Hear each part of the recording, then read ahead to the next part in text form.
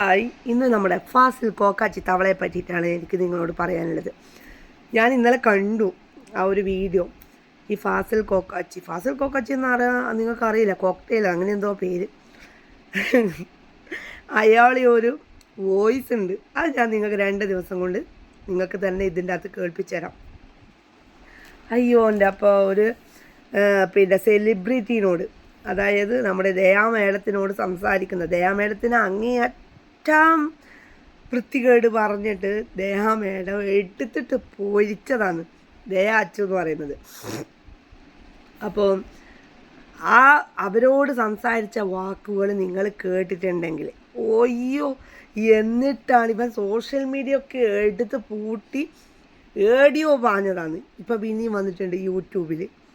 ആ ഒരു സംഭവം നമ്മൾ അന്ന് എല്ലാവരും കേട്ടതാണ്. അയ്യോ വൃത്തികേട്, അത് കേൾക്കാൻ പറ്റാത്ത ഇതാണ്. അത് നിങ്ങൾ എന്തായാലും കേട്ടിരിക്കണം സുഹൃത്തുക്കളെ, കേട്ടിരിക്കണം.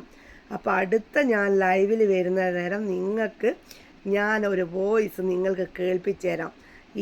ഈ ഫാസിൽ എന്ന് പറയുന്ന വ്യക്തി ഈ ദയയോട് സംസാരിച്ചത്. ഒരു പെണ്ണ് സഹിക്കൂല, എൻ്റെ അമ്മോ, ഇവൻ ഇങ്ങനത്തെ വൃത്തികെട്ടതാ. എന്നിട്ടാണ് ഇവൻ മറ്റുള്ള ആൾക്കാരെ പറ്റിയിട്ട് ഗുണമണാന്ന് പറയുന്നത്. ഇവൻ എന്ത് അവകാശം പറയാനുള്ളത് എന്നാണ്. ആ വോയിസ് നിങ്ങൾ കേൾക്കണം സുഹൃത്തുക്കളെ. അയ്യോ, ആ വോയിസ് കേട്ടിട്ടുണ്ടെങ്കിൽ നിങ്ങളെല്ലാവരും തലയിൽ കൈവച്ച് പോകും സുഹൃത്തുക്കളെ. മാതിരി വോയിസാണ്. എന്നിട്ട് ഡയലോഗ്, എന്താ ചെയ്യുക. ഞാൻ വിചാരിച്ചിരിക്കുകയായിരുന്നു നമുക്ക് എന്തെങ്കിലും ഒരു ഓപ്ഷൻ വേണം പറയാൻ എന്നുള്ളത്. നമുക്ക് നാളെ കാണാം കേട്ടോ ഫാസിൽക്ക. നാളെ വന്നിട്ട് ഞാൻ അതിനെ പറ്റിയിട്ടുള്ള വീഡിയോസും അതുപോലെ തന്നെ നീ ദയോട് സംസാരിച്ച നമ്മുടെ കേരളത്തിൻ്റെ ഞരമ്പ് ദാരിദ്ര്യം അത് നമുക്കൊന്ന് കേട്ടാലോ? കേൾക്കാം, വെയിറ്റ് ചെയ്യൂ.